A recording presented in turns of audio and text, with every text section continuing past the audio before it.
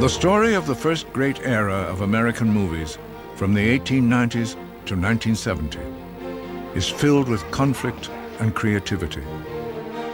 The creation of an image empire founded by a driven generation of entrepreneurs and populated by a larger-than-life cast of big-screen personalities and visual storytellers. A narrative driven by Hollywood power struggles and memorialized with great movies, the heart of our story traces the rise and fall of the men known as the moguls of Hollywood and the factories they built to manufacture dreams and reimagine America on film. Intermingling the power of technology, politics, high finance, and art, decade by decade, the history of Hollywood is also the history of the American experience. In a United States only beginning to take its place on the world stage, the 1880s and 90s were a time of economic growth, invention, and waves of immigration. Lower-class audiences and new arrivals found cheap amusement in motion pictures, and an ambitious generation of immigrant entrepreneurs took a nickel-and-dime business and began to build an entertainment empire.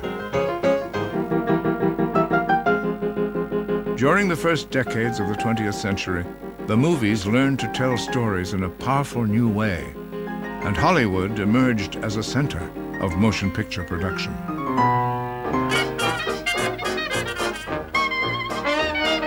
The 1920s was a tumultuous decade, and the energy and art of the movies was at the heart of it.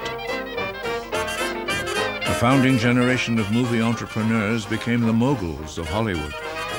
They built self-sufficient studios, dream factories they were called, and movie stars personified an unprecedented era of celebrity and international fame. Wait a minute. You ain't heard nothing yet. With the coming of the 1930s, the movie business was totally transformed by the arrival of sound, and an economic depression gripped the world. Moguls and movie stars responded with an on-screen world that provided escape and entertainment. By 1939, Hollywood was at a peak of art and profitability. But the beginning of the 1940s didn't promise a happy ending. World War II engulfed the world, and Hollywood joined the fight. Offering inspiration and entertainment, the movies presented a vision of a victorious America. And the vision came true.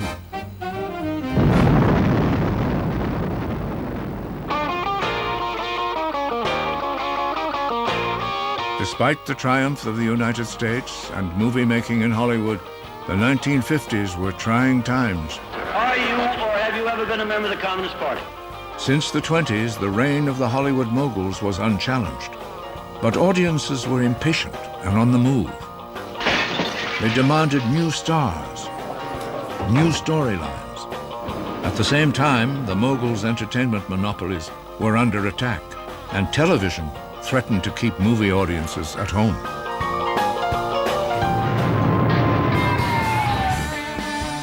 The 1960s shook America and Hollywood. For moguls and movie stars, it was both a fade out and a fade in. Piece by piece, the great studio empires were picked apart, and the generation of the founding moguls passed from the scene. The first great era of movie making was over. But a new Hollywood was being born, more outspoken, far-reaching, and influential than ever.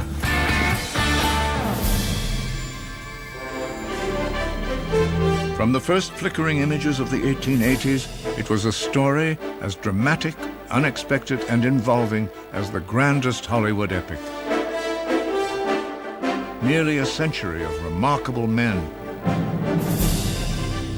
women, movies, and American history.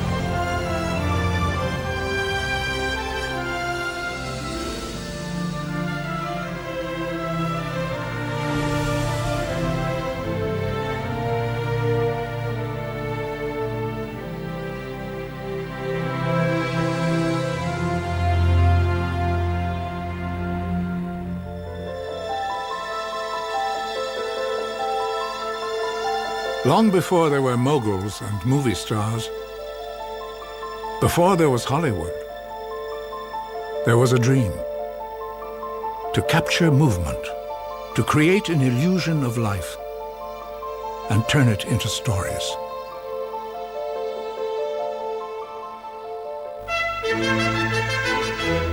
Some of the first to play with light and shadow on a screen were scientists and inventors, explorers on the edges of new technology.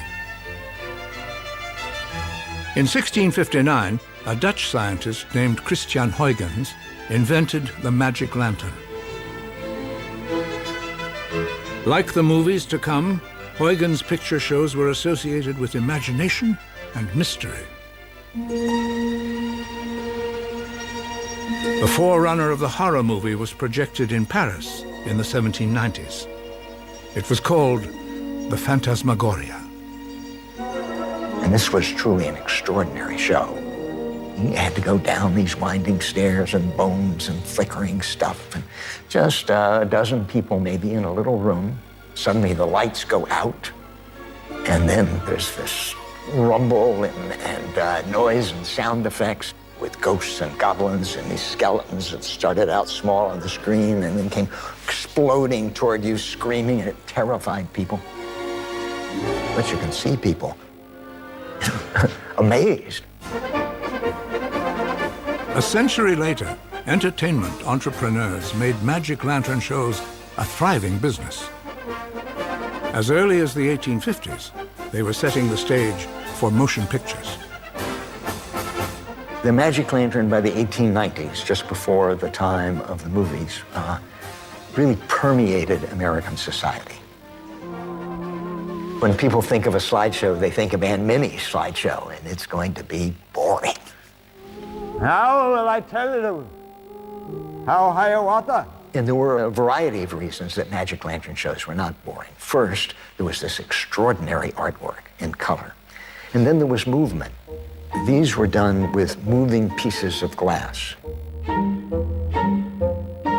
The most famous was the rat catcher, the man who swallows the rats.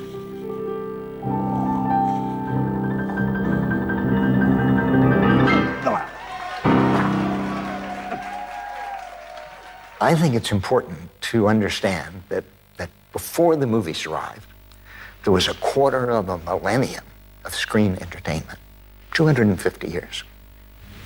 The movies did not just come from nowhere. Magic lanterns used drawings and still photographs. Hints of the potential of using photography to create an illusion of movement is said to have resulted from a $25,000 bet. California railroad magnate Leland Stanford hired San Francisco photographer and traveling showman Edward Muybridge to prove that a running horse had all 4 hoofs off the ground. Muybridge came up with a clever idea to settle the dispute. He lined up a row of cameras attached to threads stretched across a horse's path. His technical breakthrough was a camera with an electronic shutter that could snap pictures in 0.05 of a second. When Muybridge showed drawings based on the photographs in sequence, they created an illusion of movement.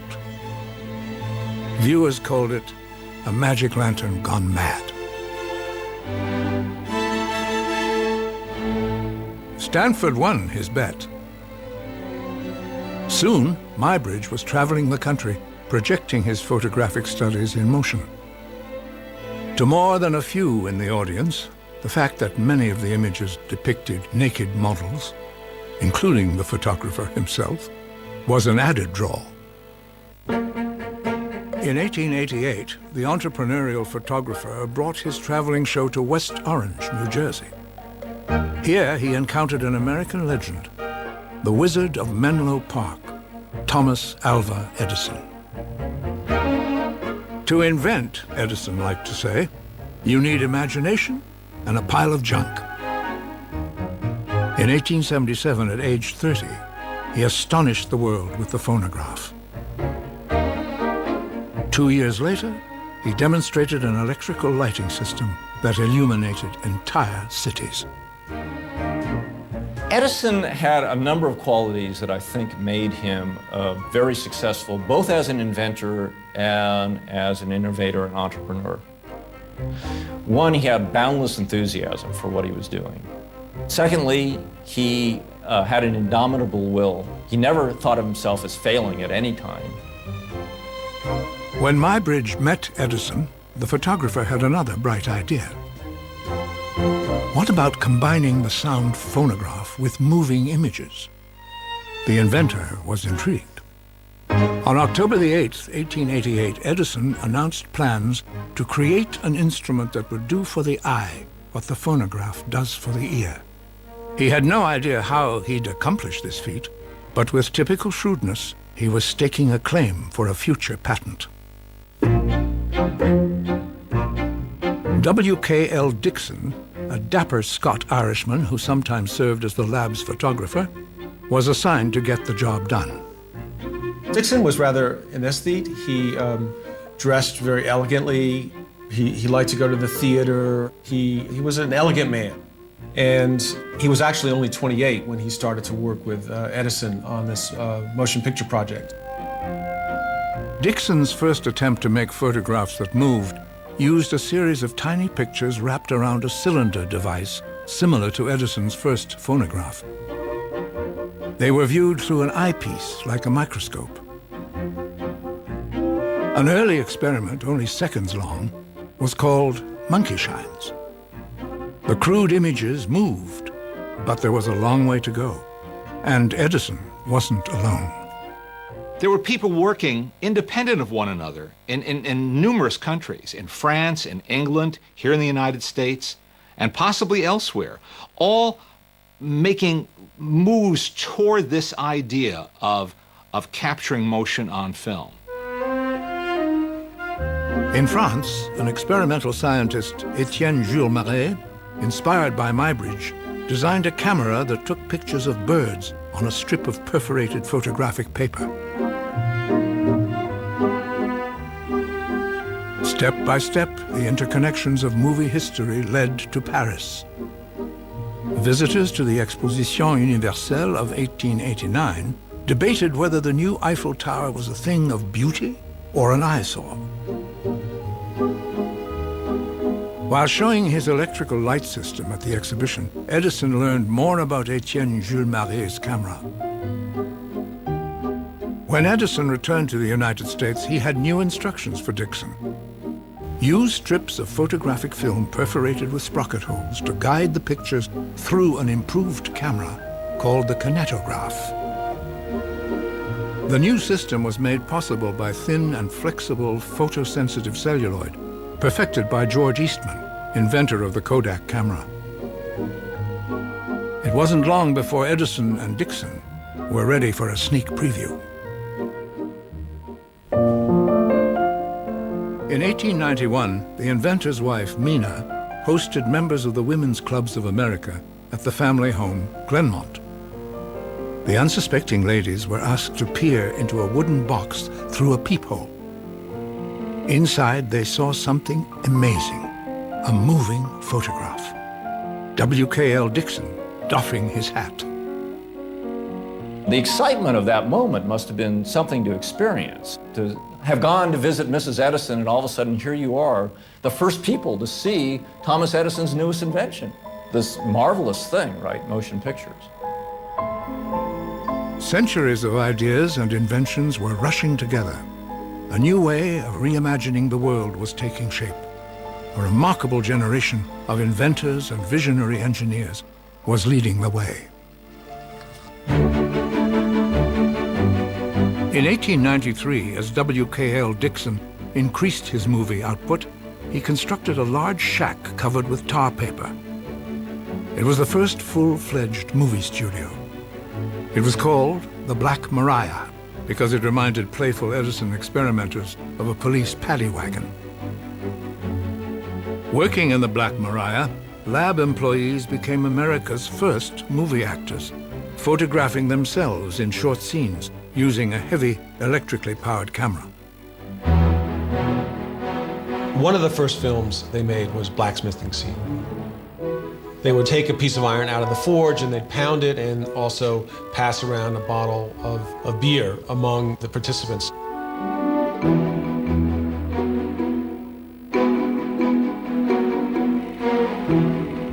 In 1894, Edison and Dixon were finally ready to take their new motion picture machine to the marketplace.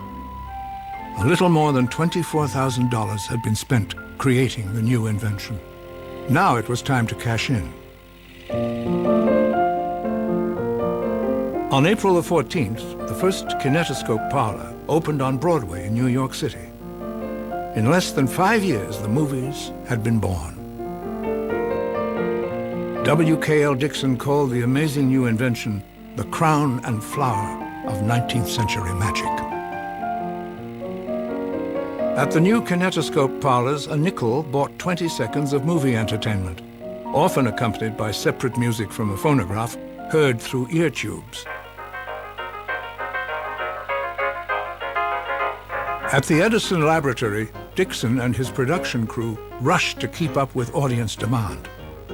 They produced over 75 peep show snippets in 1894 alone.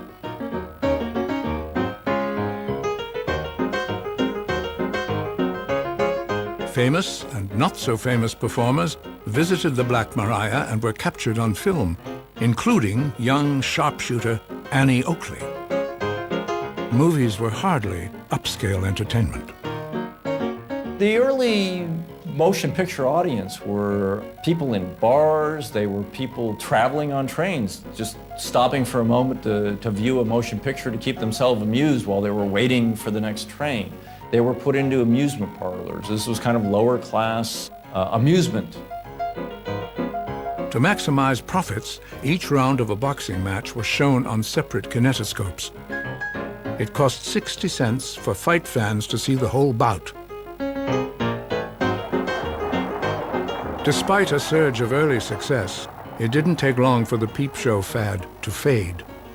Audiences wanted more.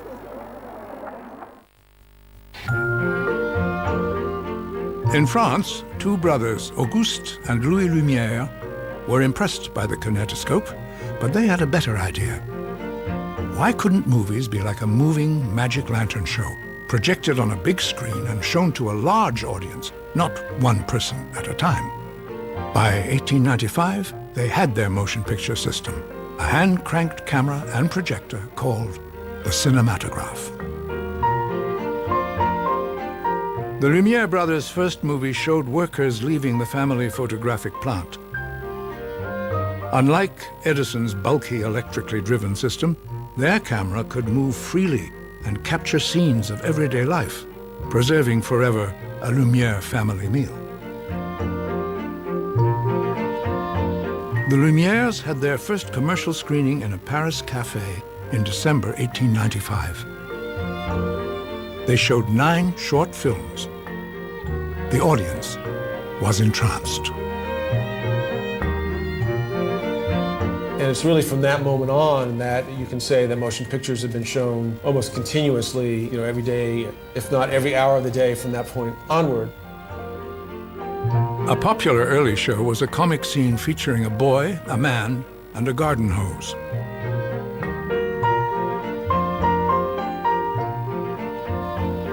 Within a few months, there were Lumière movie theaters in London, Brussels, and Brooklyn, showing images from around the world. Back in the United States, feeling the competition, Thomas Edison and business partners acquired the rights to another inventor's machine. They made a few improvements and put Edison's name on it. Looking like a marriage of a magic lantern and the innards of a kinetoscope, the new machine was called the Vitascope. It made its debut on April the 23rd, 1896, at the Coster and Biles Music Hall in New York City. Well, I think when audiences first saw the movies being projected on a screen in a theater, it must have been an incredible experience. We can sort of laugh at it today because it seems so cliche, but the idea of seeing a train approaching you and you think suddenly, it's rather like 3D, you suddenly think the train's going to crush you as it comes over you. It must have been quite impressive, and in a way I don't think we can really understand just how magical and how exciting it was back then. In 1896, in the United States, there was only one place to see projected movies. A year later, there were hundreds across the country. Projected movies were all the rage in America, but innovations from France were still leading the way, and entertainers were replacing engineers. In the United States, if Edison was the wizard of movie machinery, in Paris, an imaginative Frenchman was the magician of movie storytelling. Georges Méliès was a performing magician, and he was also a wonderful artist as well. I love seeing Méliès's films because the direct relationship to magic is so clear, that they're often people producing and performing stage magic effects, but in a different way, things that just weren't possible at the time on stage.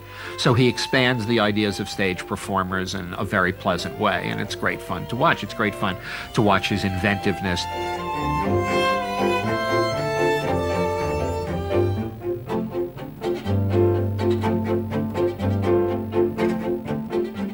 Beginning in 1896, Méliès' visual trickery was not only a means to astonish audiences, he was exploring movie techniques that are still used today, turning brief skits into short stories. In 1902, he produced a motion picture landmark based on a book by Jules Verne, A Trip to the Moon.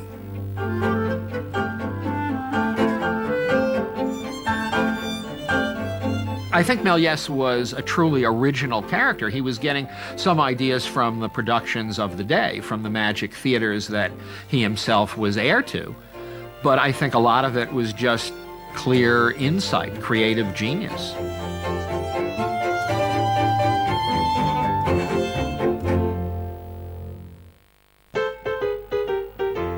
American movie makers were scrambling to keep up with international competition. Always looking for something that would sell tickets, they weren't afraid to push the boundaries of propriety. May Irwin and John C. Rice were starring in this musical comedy, The Widow Jones, and at the very end of the musical comedy, they kiss. And someone had the idea of, why don't we put it on the screen?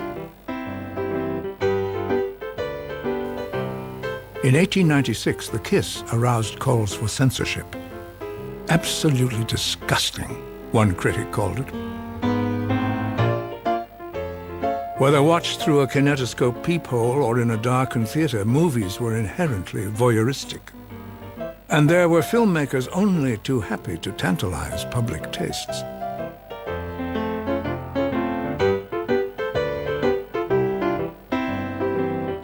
Not only men, but also inquisitive women could ogle vaudeville strongman Eugene Sandow, flexing his muscles.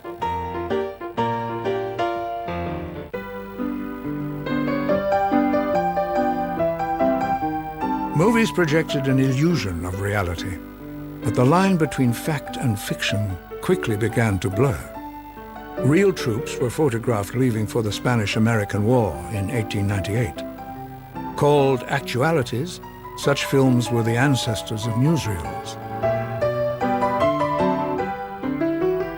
But Edison competitor J. Stuart Blackton also recreated the U.S. Navy's victory at Manila Bay, fooling more than a few in the audience. Only later did Blackton proudly show how it was done. Movies could be persuasive. Justifying the war, tearing down the Spanish flag, was an early propaganda film.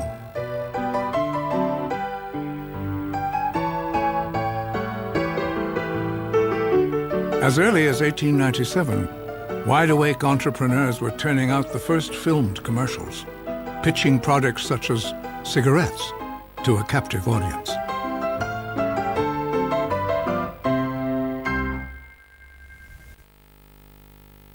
As Thomas Edison continued to expand his production capabilities, in 1900 he hired a former sign painter, plumber, stagehand, machinist, and projectionist, Edwin S. Porter. Well, Edward Porter, I think, is really America's first filmmaker. In the beginning, I don't think we really had filmmakers. We had cinematographers, we had cameramen who would take one-shot films. And they would be sold to exhibitors. And these exhibitors would take these one-shot films and they would combine them into a program. Movies were considered disposable amusements, unworthy of special respect. Theater owners assembled a program in any order they wished. They could re-edit films or project them faster to allow for more screenings during the day. Porter's films for Edison were among the first to tell stories, not just present short scenes. He begins to create films. Life of an American Fireman is one of the more famous examples, where he shows the same scene from different perspectives. And so there are these new efforts being made to figure out what film is about and how one tells a story with film. The Great Train Robbery was probably Edwin Porter's most successful and is his best-known film. It set new standards of what was possible in terms of commercial motion pictures. Sometimes shown with hand-colored prints, The Great Train Robbery was America's first blockbuster. There was action, suspense, ending in a chase, and final shootout. The final image was unforgettable, directly confronting the audience and including them in the action.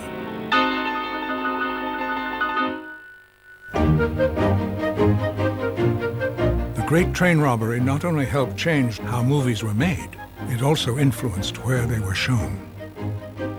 The success of films like The Great Train Robbery made possible the development of these storefront theaters, of specialized motion picture theaters.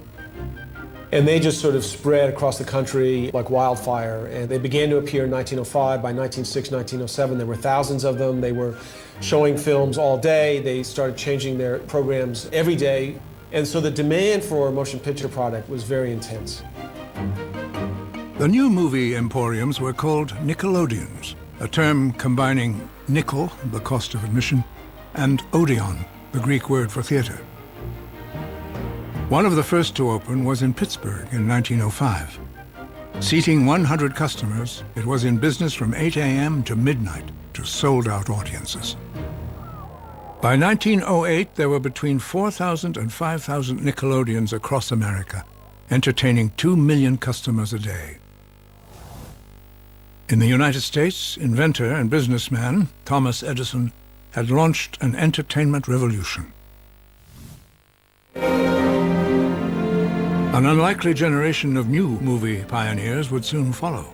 As the movie business was being born, so was a new America. The birth and development of movies occurs in a very interesting time frame alongside the Industrial Revolution and alongside that tremendous wave of immigration that started in the late 19th century and continued into the early 20th. Most of the men we think of as the pioneering movie moguls were immigrants. Most of them were Jewish. Most came here with no clear-cut notion of what they might do in America, except that America was the land of opportunity. For many of these movie pioneers, the route to Hollywood power began at the very bottom. The future founder of Paramount, Adolf Zucker, was raised as an impoverished orphan in Hungary. There was no such thing as childhood. When you became able to do something, get to work. And his apprenticeship, I believe, ended when he was 15.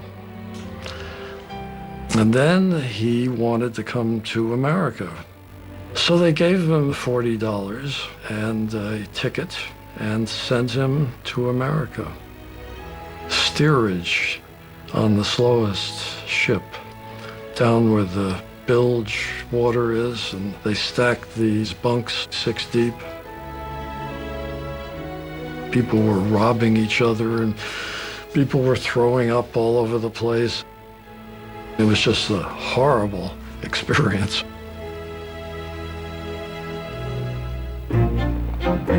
As soon as he arrived in the United States in 1888, Adolf Zucker began his search for the American dream. He was an optimist and a forward-looking guy. And I think he thought, this is the beginning. It was. By the time he was 30, Zucker was a successful furrier. But a visit to a penny arcade with his fiancée changed his life. He saw Edison's The Kiss. It made an indelible impression, he remembered years later. By 1903, he owned a New York penny arcade called the Automatic Vaudeville. In 1910, Zucker was joined by a partner, Marcus Lowe, the son of immigrants from Austria. Lowe had dropped out of school when he was 9. He tried his hand with a number of odd jobs, like Zucker, working as a furrier. In Covington, Kentucky, Lowe saw a movie theater and was stunned that the people literally fought to get inside. By 1907, he owned 40 Nickelodeons across the United States. Carl Laemmle, the future founder of Universal Studios, was another ambitious immigrant. He came to America from Germany and saw promise in making money a penny or a nickel at a time. My uncle was extremely intelligent.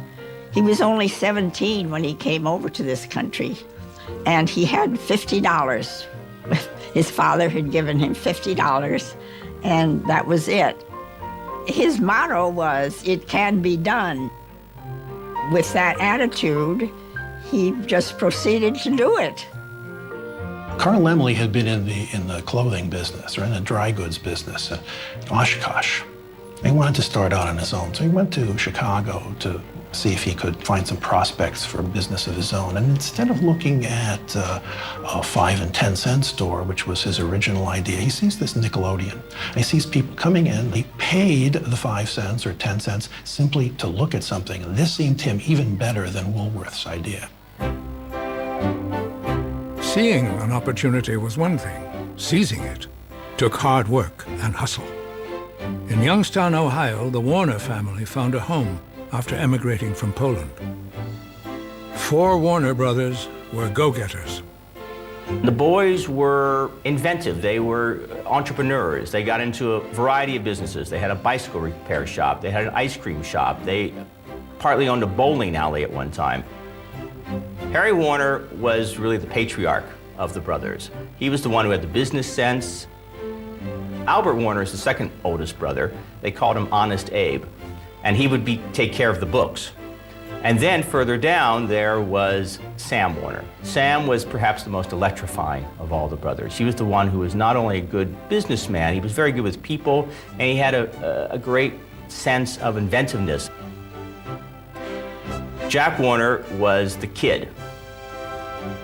He was the juvenile delinquent of the family. He was the one who joined a gang for a while, a street gang. He was the one who pulled the rabbi's beard. He was a disappointment to his father and to his older brothers.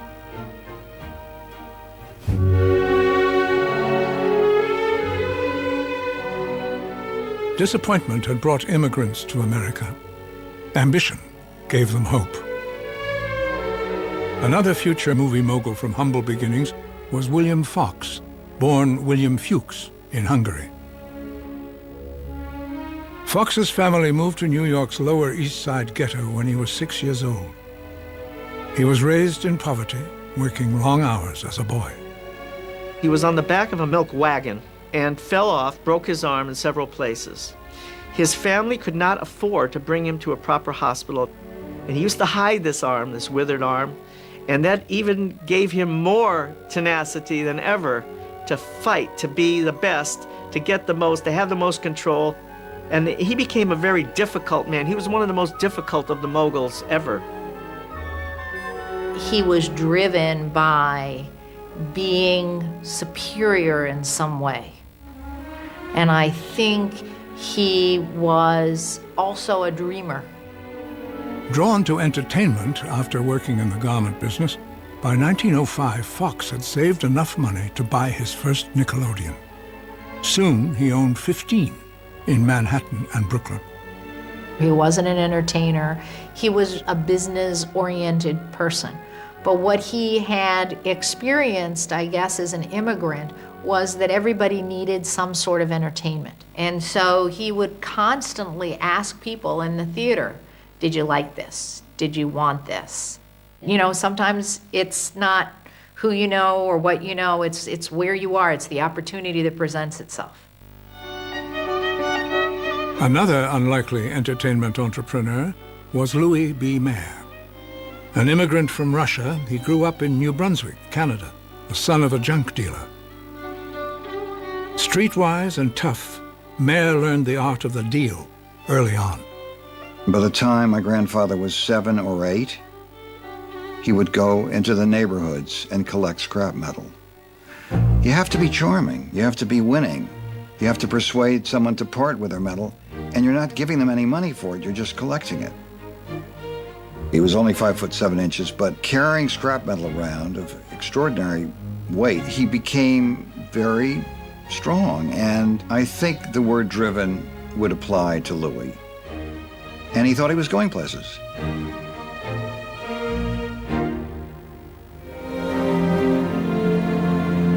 The early immigrant movie entrepreneurs had much in common. Their roots were found in towns and villages of Eastern Europe within 500 miles of Warsaw. In America, within a few years of each other, they came to their life's work almost by accident. Most started as theater owners rather than movie makers. One of Sam Warner's odd jobs was as a projectionist.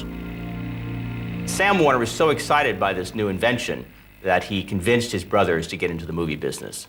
They did that by pawning their father's delivery wagon horse for the meat market. For about $150, they bought a movie projector. And with it came a print of The Great Train Robbery. And the brothers took that movie and toured local towns in Ohio and Pennsylvania and made more money in a week than their father made in a month back at the butcher shop.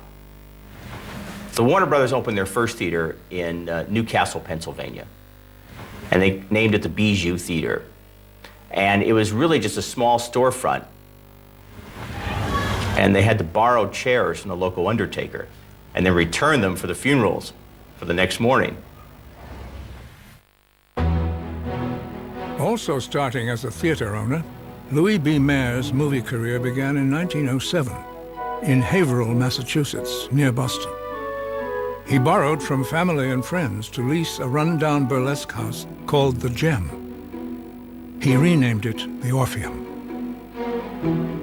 He borrowed enough money to refurbish it, to put in new seats, to paint it with bright colors, to have circulars distributed all over the neighborhood so people would come to the Gem because the Gem was not a place you'd go. Theaters dedicated to movies were opening across the country, and owners were eager to maximize their profits. In Arkansas, for example, in order to get people in, instead of paying money one day, they said, okay, we're going to charge 1 egg admission price for a child and 2 eggs for an adult, just to get them into the movie-going habit.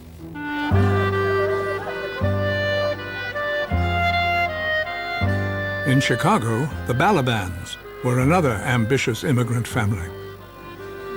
My dad's family, my grandparents, lived on Maxwell Street, which was the Lower East Side of Chicago, a kind of ghetto where you went to if you were Jewish and from Russia, I guess. You could see some friends and you ended up there and it was cheap. To survive, many new arrivals to America joined in family businesses. For the Balabans, with 8 kids, it was a grocery store. Living behind the store, they worked hard and kept their eyes open for new opportunities. My grandmother Goldie, who helped run the little food store that they had, went to a Nickelodeon one day in around 1905. And she comes home and she says, boys, this is what we're going into. She said, it's great that you can't even get in until you pay the money. And when the product is old, it's not like lettuce, it doesn't wilt, you don't throw it away, you send it back and you get a fresh print. So that was it for her. She saw it on that very clear level of a way to really make some money. Their first theater was the Kedzie Theater. I think it sat 100 people, something. It wasn't too big. I think they bought it for $68 in 1908, and then their movie business began. In the 1900s, the heart of the movie business was New York. Here were production and distribution companies and shooting facilities like Edison's glass-encased studio in the Bronx. When a story called for exteriors, they were often found a ferry ride away across the Hudson River to the Palisades of New Jersey.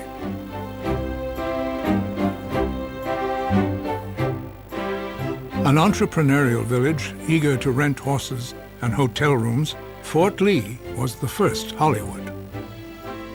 Here, early movie making was like an outing to the country, where everyone pitched in to add to the fun.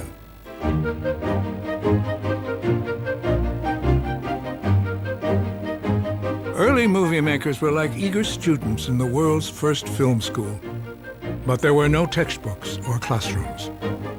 They were creating their coursework as they went along and learning from each other. They were turning a fad into a new form of entertainment and making mistakes along the way.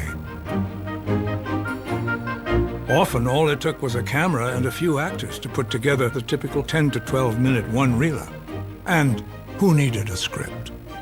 You'd have a script, it might be only 1 page long, but it would just give you a basic storyline. Sometimes with a comedy, it might sort of end with comic bit from this point onwards, and then it would leave the comedians to do whatever they wanted until you'd say run out of film, and then that's the 8 or 10 minute reel complete, and you can say cut. You've got your completed motion picture. Production at Fort Lee represented the fast and freewheeling quality of the early movie business. Anybody could do anything. Nothing was compartmentalized or departmentalized. You could be a screenwriter one day, a director the next, or an editor one day and a director the next. It didn't really matter. Early movie making not only allowed enterprising men to launch careers, but entrepreneurial women as well.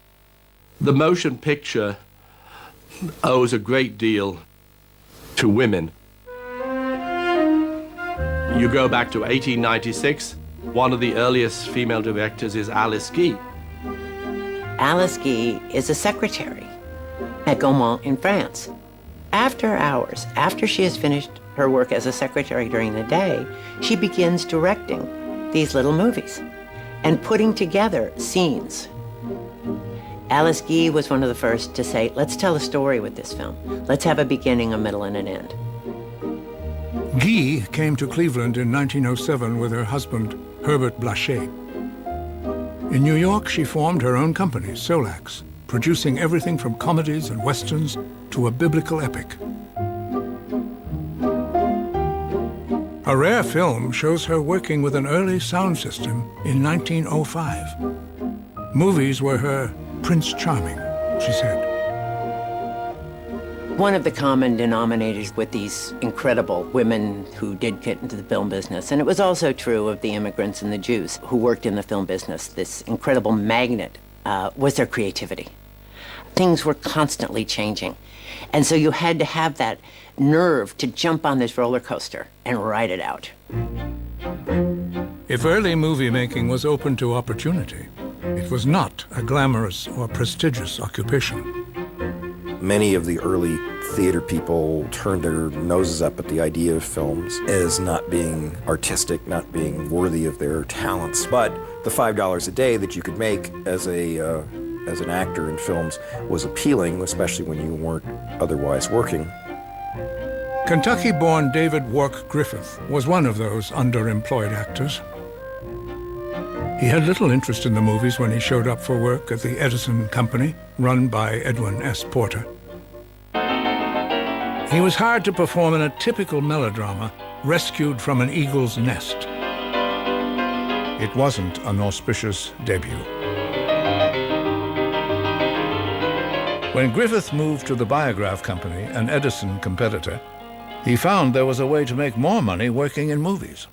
Opportunity arises to become a director for the Biograph Company, and he says, well, okay, I'll be the director, but you have to promise me that if it doesn't work out, I can go back and get my day job as an actor for you, which is something that's dependable and easy. When Griffith began his motion picture career, filmmaking was sometimes more about machinery than storytelling. Men like Gottfried Wilhelm Bitzer, better known as Billy, were typical early filmmakers.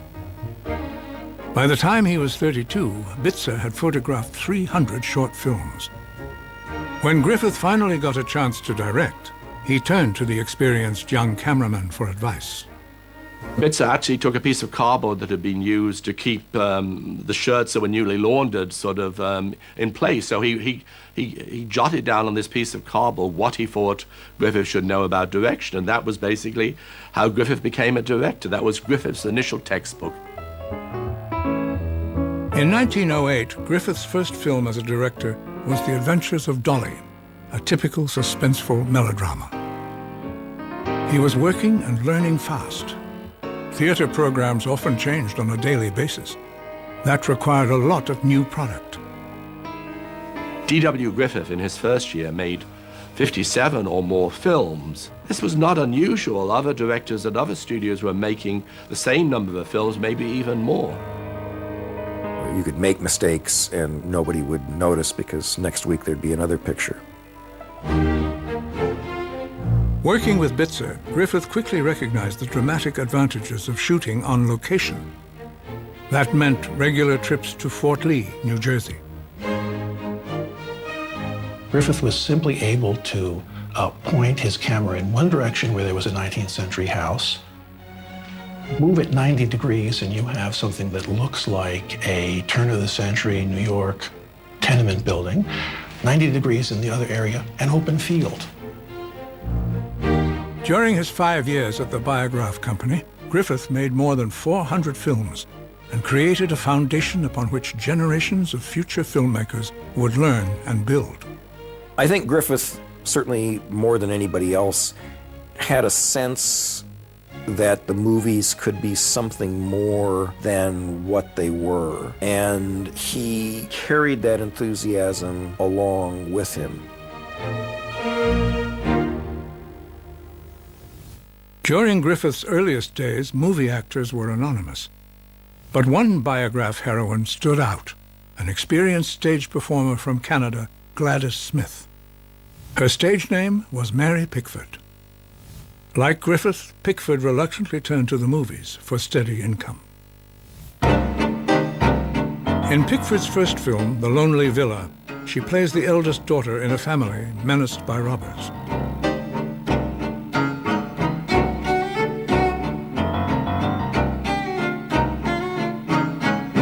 Already, Griffith was transforming movie-making from static staging to dynamic storytelling, intercutting separate actions to create energy and suspense.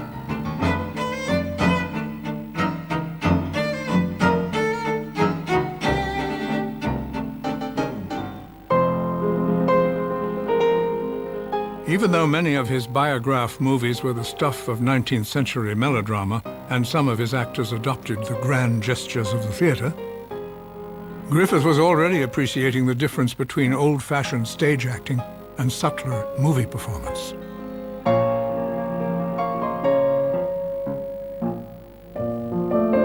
Although they had a contentious relationship, Mary Pickford was one of the first to benefit from his tutelage.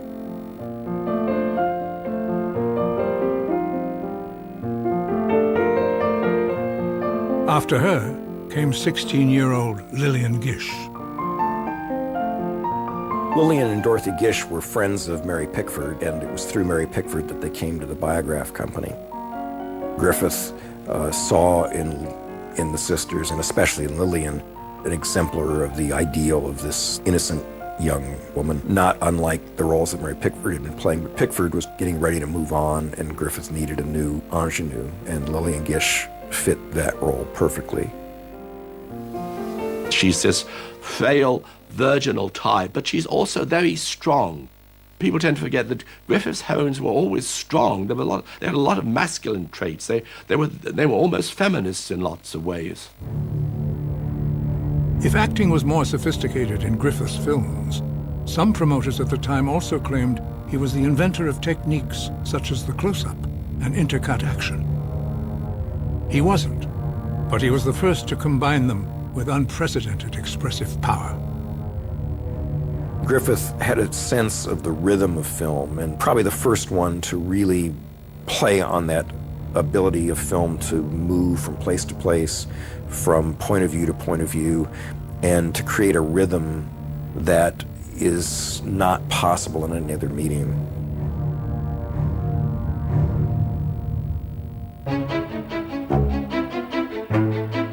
Griffith was also expanding the range of early movie storytelling with films such as The Musketeers of Pig Alley, considered an early example of the gangster film.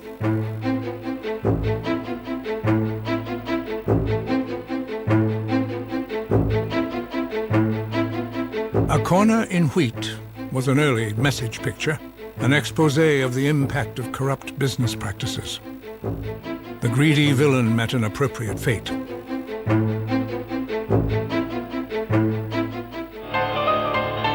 The Battle of Elderbush Gulch was an action-packed western with the added emotional appeal of puppies, babies, and plucky children, still a staple of movies.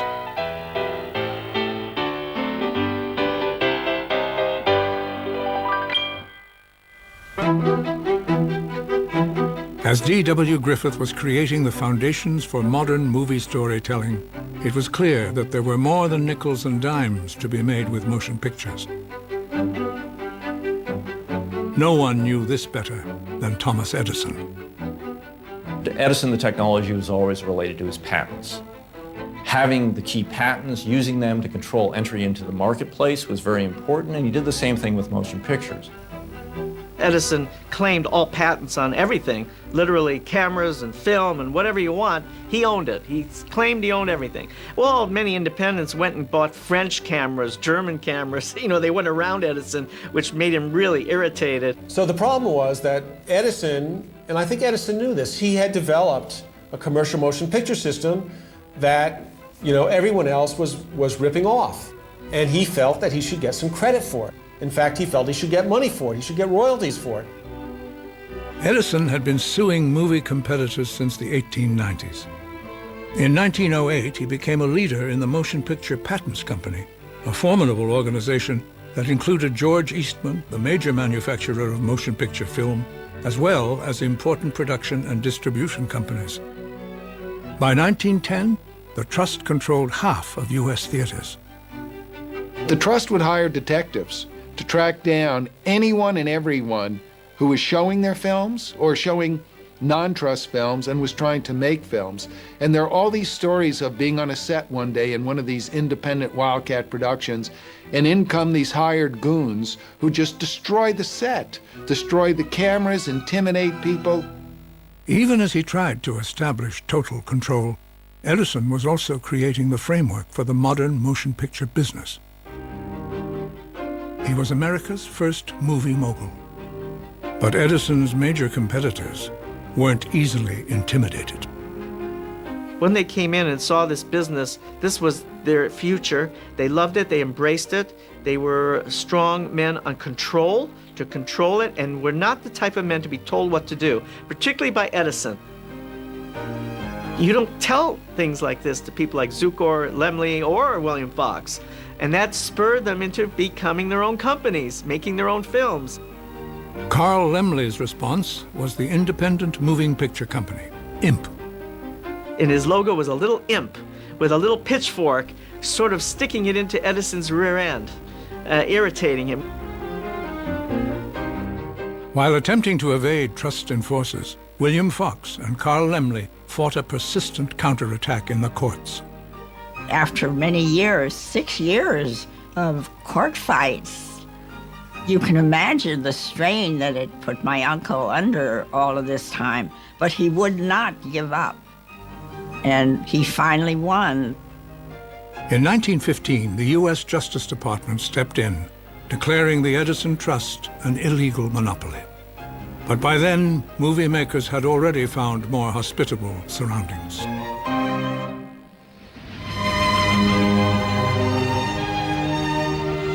As early as 1902, motion picture pioneers were traveling across the continent in search of open and inexpensive land, low labor costs, freedom from trust enforcers, and most of all, sunshine. Like the homesteaders of the 19th century, movie pioneers with names like Lasky, DeMille, Goldwyn, Mayer, and Warner moved west. Their destination was Los Angeles and a nearby rural hamlet. It was called Hollywood.